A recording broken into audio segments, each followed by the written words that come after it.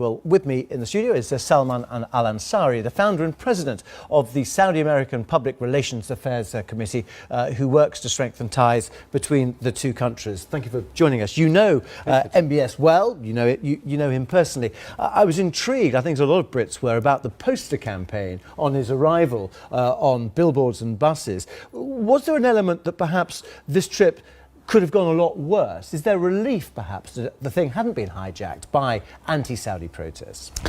Okay, thank you, Tim, for having me. Indeed, it's a great opportunity to speak about this vision, Saudi Vision 2030. And Mohammed bin Salman, who is the engineer of such vision, is a big reformer, is a big dreamer. And I think Saudi in general right now, specifically the youth, because we are speaking of 70% of the Saudi population are under the age of 30 years old.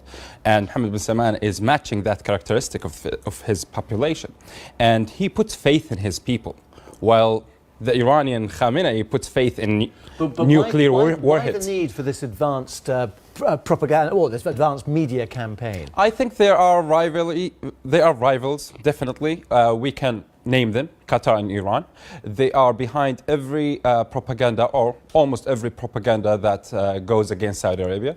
They do not like to see progress in Saudi-UK relationships. They do not want to see Saudi Arabia to maintain its role as the leader of the Arab and Muslim world.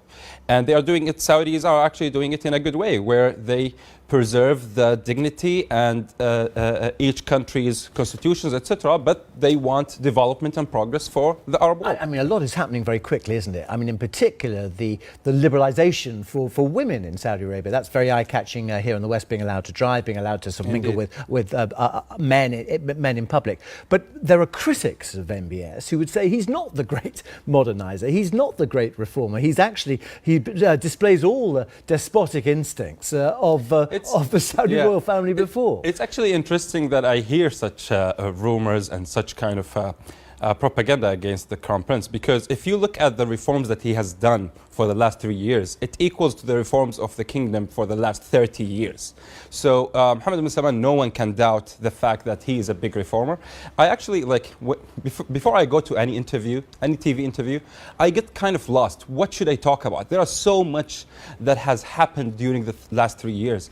Mohammed bin Salman was a champion for women's rights. Nobody can deny that. And you can see Saudi women who can speak about this fact. He actually made them.